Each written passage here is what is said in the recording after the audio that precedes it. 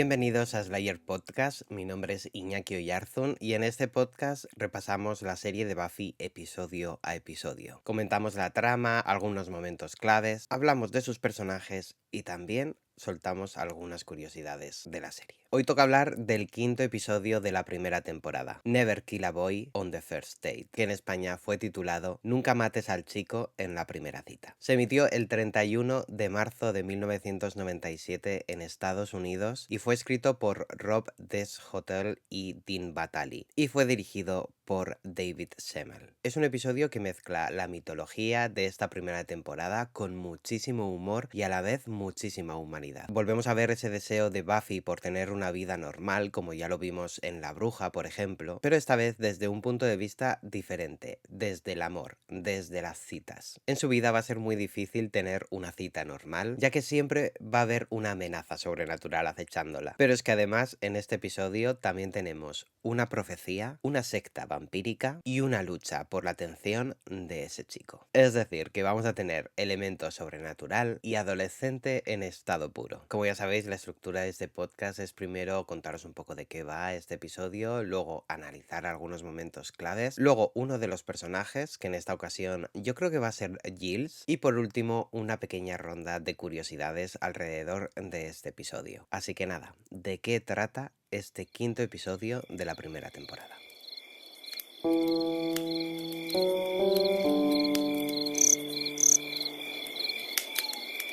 Como ya os he dicho, el episodio trata sobre esa primera cita que vemos en Buffy Cazavampiros. Ella ha tenido más, evidentemente, ha tenido novios, etcétera, pero esta es la primera vez que en Sunnydale, con ese trabajo de cazadora, va a intentar tener una cita. Un chico intelectual, misterioso, Owen, se cruza en el camino de Buffy en plena biblioteca mientras conversa con Giles alrededor de la matanza vampírica que tuvieron que hacer la noche anterior, en la cual Giles encontró un anillo del que tendrá que investigar y del que descubrirá bastantes cosas y algunas de ellas muy peligrosas, ya que revela una antigua profecía, la invocación del ungido, una herramienta que el maestro utilizará para atraer a la cazavampiros y que será una pieza fundamental para su liberación. A diferencia de los dos episodios anteriores, el de la bruja y el del favorito de la profesora, este nos lleva a la trama central de esta primera temporada. Ese maestro, esa profecía, esa lucha por intentar abrir la boca del infierno. Pero a su vez no se olvida de la trama semanal y a mí es un episodio que verdaderamente me gusta muchísimo. Es muy divertido y es la primera vez que enfrenta todos estos ingredientes de la serie a la vez, sin contar esos dos primeros episodios, por supuesto. Y también es muy interesante esa lucha interna que se nos expone ya desde el principio con Buffy. El equilibrio entre la vida personal y su vida como cazavampiros va a ser muy complicada. Ya lo he ido diciendo durante estos episodios que según va avanzando la serie, más complicado va a ser. Ya no solo por mantener en secreto esa identidad de cazavampiros, sino porque se van a ir cruzando muchísimas más personas en su camino que le van a importar y de los que va a ser muy difícil llegado a un punto de despedirse. Al final, una de las esencias del personaje de Buffy es que quiere ser una chica normal, es una chica que quiere tener sus vivencias, que quiere pues estudiar, bueno, no todo el momento, pero quiere tener esos estudios, quiere tener esas vivencias con sus amigos, esos momentos de tranquilidad, quiere poder ir al cine y no tener que preocuparse de que hay algún vampiro o demonio que está acechando Sunnydale, y sobre todo también quiere ciertos momentos de seguridad ya en su vida, en las personas de su entorno. Y eso, esta es la primera pieza de un puzzle, este episodio, en los que va a ver que es imposible, en los que siempre que va a salir con alguien o hay alguien que le importe, siempre esas personas van a correr peligro. Y ha asumido ya que Xander, Willow, Giles forman parte de ese equipo y de que ellos pues es hasta cierta manera normal que estén en peligro, pero fuera de ese círculo no llega a aceptar a nadie más, no llega a aceptar esa responsabilidad que recae sobre ella de que les ocurra algo en una misión. Por eso creo que es muy importante este episodio, porque ya nos lo marca, nos marca ese grupo, nos marca hasta qué línea Buffy puede llegar y que más allá de eso no quiere que nadie más juegue con su vida. Al final final siempre constantemente, ya sea una profecía, un grupo de vigilantes o el mismísimo mar al que se va a enfrentar, le van a recordar que su trabajo es proteger a la humanidad, que ella es la primera y única línea de defensa para que estos grandes villanos no destruyan la Tierra tal y como la conocemos. También nos hace reflexionar un poco este episodio en si las profecías están escritas y son inamovibles, se pueden cambiar, el destino de estos personajes, si ya está escrito o no lo está. Así que este episodio juega con bastantes capas, tanto a nivel personal como a nivel mitológico de la serie. Pero bueno, vayamos paso a paso. ¿Qué es lo que ocurre en este episodio desde el principio hasta el final?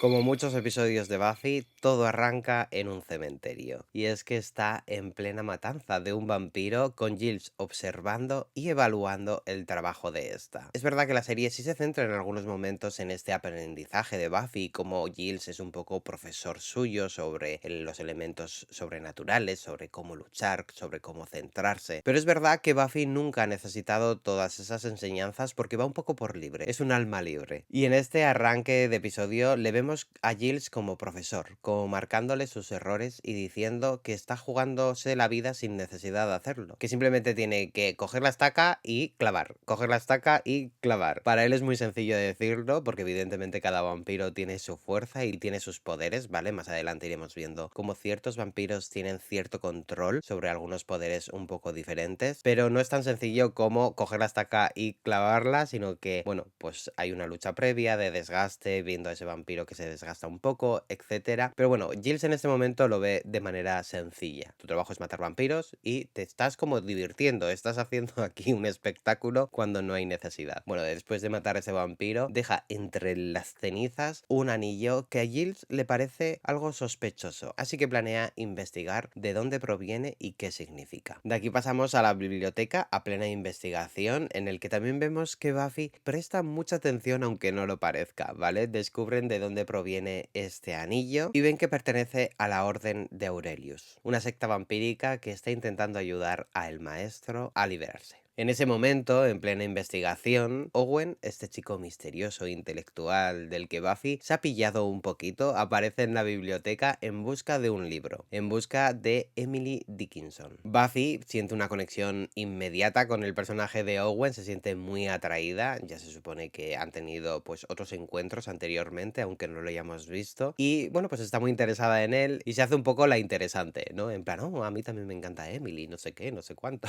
aunque no tenga ni idea de quién es. Estos momentos son bastante graciosos, sobre todo porque luego vamos a ver cómo Willow también se lo dice, en plan chica mala, ¿no? En plan, no tienes ni idea de esto, pero estás jugando tus cartas como que sí, para resultarle atrayente a Owen. Y bueno, pues Owen se fija por primera vez en Buffy porque no creía que era una chica que leyese, una chica culta, así que no le prestaba atención. Aquí entramos un poco en, bueno, pues esa imagen que proyectamos, en las cosas que la gente se imagina sobre ti, ¿no? Simplemente sin conocerte. Hay bastantes cosas what the fuck en Owen, en sí, en general, en el personaje, que nunca la había mirado, nunca la había prestado atención y en ese momento pues le prestas cierta atención y le parece una chica interesante. Y en todo este momento escolar en el que ellos pues están comiendo en el comedor del instituto, etcétera, Owen se acerca y le dice a Buffy que cuáles son sus planes, ¿no? En este momento aparece Cordelia y Cordelia invita a Owen a ir al bronce y a la vez Owen invita a Buffy al ir al bronce. Aquí vemos esa lucha que van a tener Cordelia y Buffy por la atención de este chico y por tener ese momento de foco, ¿no? Que todas las cámaras apunten hacia mí. Esta lucha la van a tener Cordelia y Buffy también muchísimas más veces a lo largo de la serie. A mí siempre me ha hecho mucha gracia porque son dos chicas muy similares en muchísimos aspectos. De hecho, con el desarrollo de Cordelia durante Buffy y Ángel vemos que tienen muchísimas más cosas en común. Pero bueno, podría haber sido Buffy perfectamente Cordelia si no hubiese sido cazadora. Habrían sido dos chicas bastante similares. Yo quiero creer que Buffy no hubiese sido tan mala ni hubiese hecho bullying a nadie como Cordelia lo hacía durante esta primera temporada, porque luego es verdad que se suaviza muchísimo cuando ya tienen más conexión con el grupo, que son dos personajes bastante similares en los que la vida les ha llevado por caminos diferentes. Pero bueno, es muy gracioso cómo exponen esa trama. Seguramente visto con los ojos de hoy en día, no tendría demasiado sentido esa lucha entre dos chicas jóvenes por la atención de un chico, porque además el chico tampoco es tan interesante, quiero decir. Pero bueno, están jugando un poco las cartas de ese instituto, esa rivalidad entre personajes, y creo que al final es algo interesante lo que logran, ¿no? Esa dinámica entre Cordelia y Buffy, creo que es algo muy llamativo y que se va explorando poco a poco. Y bueno, luego pasamos a que Giles le dice que tiene que trabajar esa noche, Buffy le dice que quiere tener una cita, así que lo va a tener un poco difícil para estar vigilando por si ocurre algo. Y es que Giles sabe que algo va a ocurrir, ¿vale? Porque hay una profecía alrededor del ungido, que va a ser una herramienta que el maestro va a utilizar para abrir esa boca del infierno y para liberarse. Pero bueno, pues van de caza, no ocurre nada, Buffy se va a la cita, pero mientras está en esa cita y ve como Cordelia lleva ventaja, ¿vale? Porque no ha tenido que trabajar como cazadora, ocurre un accidente de autobús que supone el arranque de esta profecía y el nacimiento del ungido. Al final Buffy se siente culpable por haber tenido esa cita, no porque saliese mal ni nada, sino porque en el fondo sabe que es su responsabilidad ese trabajo de cazadora, así que la vemos luchar un poco con diferentes sentimientos, ¿no? Intentar tener una vida normal, unos amigos, una familia, pareja, etcétera, pero en el fondo saber que todo ese mundo no está hecho para ella, ¿no? Que simplemente ella está ahí para proteger que el resto de personas tengan esa vida. Todavía es muy pronto en la serie, todavía es muy pronto en su vida, no sabe cómo manejar todas estas situaciones, que según va avanzando la serie y va teniendo más conexiones con diferentes personajes, va viendo las cosas desde otra perspectiva, aunque siempre va a tener esa mochila, siempre va a tener esa responsabilidad, pero bueno, hay decisiones que va tomando a lo largo de la serie que van haciendo, vaya abriéndose más, pero bueno, que estamos en ese debate interno de Buffy entre una vida normal y una vida como cazadora. Y bueno, pues aquí llega un momento bastante gracioso en el que Owen, ¿vale? Les persigue cuando ellos van a investigar qué ha ocurrido con ese accidente, etcétera, que va Giles a investigar porque Buffy está teniendo esa cita. Al final Buffy va y Owen les sigue, ¿no? En plan, voy a ver qué hace esta chica misteriosa porque me parece una chica que tiene sus problemas mentales, ¿vale? No voy a decir que no, pero aún así me interesa y voy a seguirle a ver lo que están haciendo. Terminan en el pleno cementerio. Creo recordar que, bueno, era una morgue, era una funeraria, era una mezcla entre cosas ese sitio.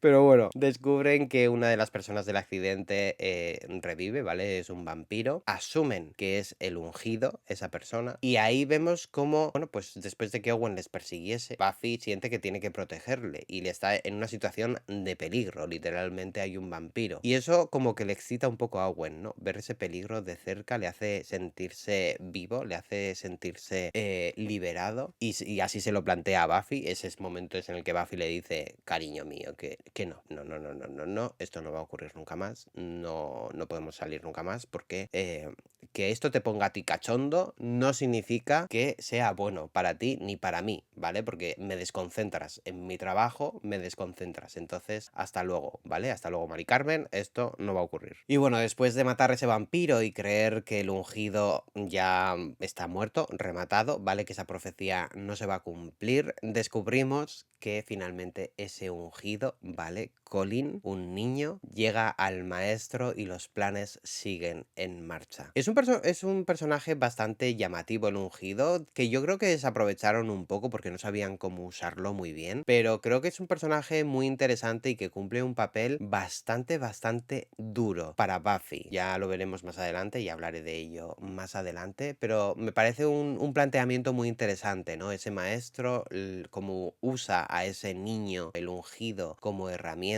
Es todo muy chungo, es todo bastante oscuro, pero bueno, que ya hablaré de eso más adelante. Y bueno, antes de pasar al siguiente punto, que es el del personaje destacado, me gustaría hablar un poco también del personaje de Owen. A mí con el tiempo sí me ha ido pareciendo un personaje más tóxico ese acercamiento al personaje de Buffy, por decirle pues que no se esperaba que fuese una persona que leyese libros, por ejemplo. Me parece una persona tóxica, un personaje tóxico en cuanto a cómo valora a las chicas de su alrededor. No sé si hará lo mismo con los chicos, es algo que no vemos en la serie, pero es verdad que en la serie sí lo hace, ¿no? Y con el tiempo sí me ha parecido un personaje un tanto tóxico, sobre todo ya si tomamos la decisión esa que he comentado del final del episodio, de que le gusta estar en peligro, necesita esa sensación de peligro en su vida. Creo que eso es algo bastante peligroso y que también nos habla un poco, aunque no lo tocan en esta serie, un poco del uso de sustancias que te pongan en peligro para sentirte vivo, ¿vale? Ya puede ser droga, el alcohol, etcétera. Es verdad que es como una metáfora, ¿no? Todo ese enfrentamiento contra los vampiros y cómo él se siente vivo en ese momento. Creo que es algo bastante tóxico y me gusta mucho cómo Buffy, en cuanto le dice eso, ¿no? Como que pone una barrera entre ellos. Ya no solo porque ella no quiera ponerle en peligro a él y no quiera que se meta en ese mundo tan peligroso, sino porque ve cómo Owen se puede convertir en una persona adicta a esas situaciones. Y creo que, bueno, pues que este episodio nos habla un poco más allá de las citas, del amor, de querer tener una vida normal. Nos habla también un poco del lado oscuro de la adolescencia y de ese lado oscuro de necesitar estar vivo. No, al final eres una persona muy joven, te va a quedar mucha vida por delante, vas a poder vivir muchísimas cosas, vas a poder meter la pata millones de veces. No hace falta que te pongas en peligro o no hace falta que te vuelvas adicto a algo que sea peligroso para sentirte vivo, ¿no? Y creo que, bueno, pues con el tiempo he ido viendo esa toxicidad alrededor del personaje de Owen, ya sea voluntaria por parte de los guionistas o no, simplemente sea mi forma, mis ojos, bueno, mis vivencias, lo que hagan verme a Owen de esta manera. Pero bueno, que eso, con el tiempo he ido viendo este episodio de una manera diferente. Me gustaría que me hablaseis un poco en comentarios de qué os transmite este personaje, ¿no? Este personaje de Owen.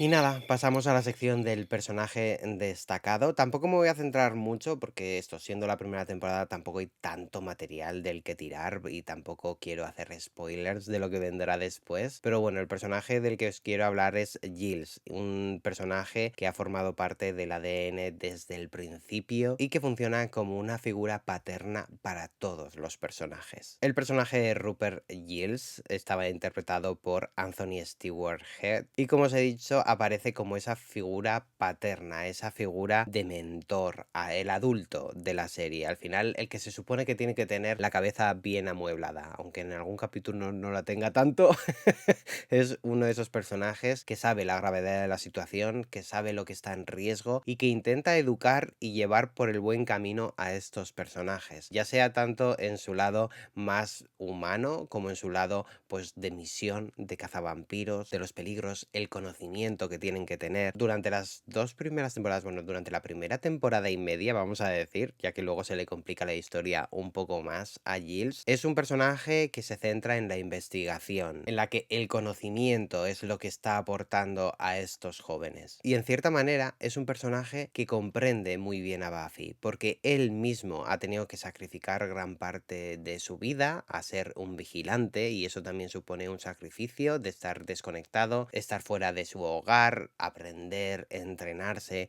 También ha tenido que hacer ese ejercicio. Es verdad que no en primera línea de combate, no tiene esa responsabilidad que al final tiene Buffy, que es una única en todo el mundo, pero de cierta manera le comprende y por eso también tiene esa relación tan paterna con Buffy. Durante estos primeros episodios pasamos de la desconfianza total, ¿vale? De cuando Buffy llega y Giles se le planta ese libro y ella dice que ¿qué está haciendo? Que ella no quiere ser cazavampiros. Desde ese momento de desconfianza vamos viendo como poco a poco se van afianzando los cimientos de esta relación y como poco a poco van confiando más el uno en el otro, especialmente Buffy en Giles. Tenemos que recordar que Buffy vive con su madre recientemente divorciada, que su padre ya no vive con ellas, así que ya no tiene esa figura paterna tan presente, así que será Giles el que se encargue pues de cubrir ese hueco, y no de manera paterna paternal, no de educación, futuro, etcétera, sino más como alguien en el que puede confiar porque al final sabe el mayor secreto de Buffy, que es ser cazavampiros. Me gusta mucho esa relación, me gusta mucho cómo se explora el personaje de Giles y ya más allá de eso también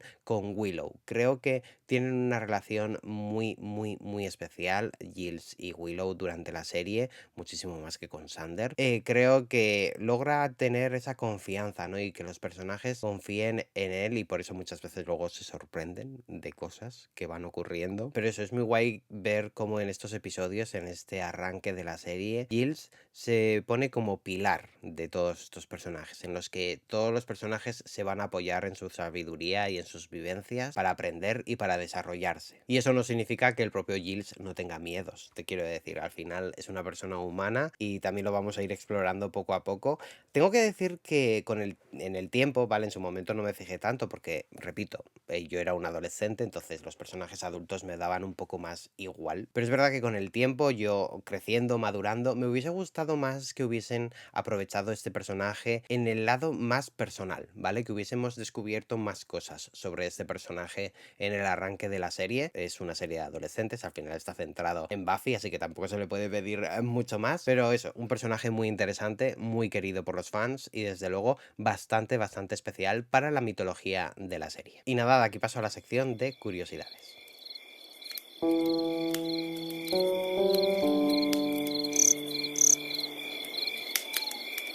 Estos episodios tampoco están llenos de curiosidades porque tampoco tenían un presupuesto tan grande como para contratar actores súper famosos o súper reconocidos, así que tampoco están llenos de curiosidades, pero es verdad que tiene algunas cosillas. Y es que, por ejemplo, el título de este episodio no iba a ser el que conocemos todos, se iba a llamar El Ungido, cosa que tiene sentido, quiero decir, ya que se trata del nacimiento de ese personaje, pero bueno, al final tiraron por una versión más desenfadada, más adolescente, creo que era como más llamativa, ¿no? La gente se podía sentir más conectada con el título de No mates al chico en la primera cita. Otra de las curiosidades es que Buffy hace una referencia al mundo del cómic una vez más, esta vez no a Marvel, sino a DC, ya que se compara su vida con la de Clark Kent y Superman. Es verdad que, bueno, pues Clark Kent no tenía que demostrar fuerza, tenía que parecer una persona normal, al igual que Buffy en su versión de adolescente, y que luego era súper fuerte y estaba luchando como Superman. Es un poco, quizá hoy en día harían la relación con Hannah Montana en vez de con Superman. Siempre me ha llamado la atención que en la serie muy pocas veces se toca y es que al final todo el mundo sabe que Buffy hace cosas raras, ¿vale? Siempre sabe que está luchando, etcétera, contra bichos o demonios que haya por ahí. Todo el mundo hace como que no existe porque ella está allí salvando la situación, pero ella nunca se esconde, quiero decir, ella está luchando y si hay gente alrededor, pues la están viendo luchar, te quiero decir.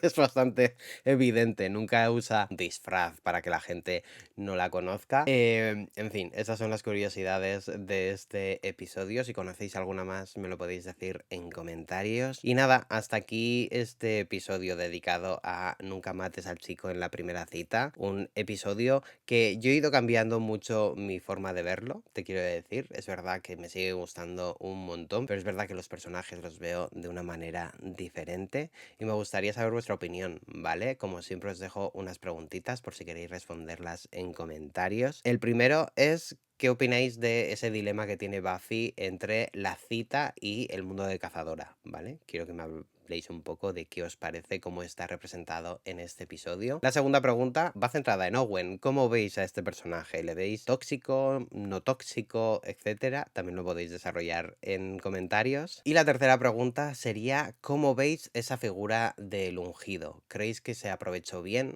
¿Que no se aprovechó bien? Verdad que luego, según va avanzando la serie, volveremos a tocar este personaje, pero me gustaría saber cuál es vuestra opinión en este primer acercamiento. ¿Creéis que es lo suficientemente potente con lo que se nos quiere dibujar del personaje o que verdaderamente se queda un poco pues desinflado? Y nada, yo soy Iñaki Oyarzún, espero que os haya gustado este episodio de Slayers Podcast. Y nada, nos escuchamos en el próximo episodio, uno bastante extraño, por decirlo de alguna manera, y que marca la mitad de esta primera temporada, que recordemos que son 12 episodios en vez de 22. Y también nos vamos acercando a uno de los capítulos más especiales de esta primera temporada. Pero bueno, no me quiero adelantar y nada, nos vemos muy pronto en un nuevo episodio.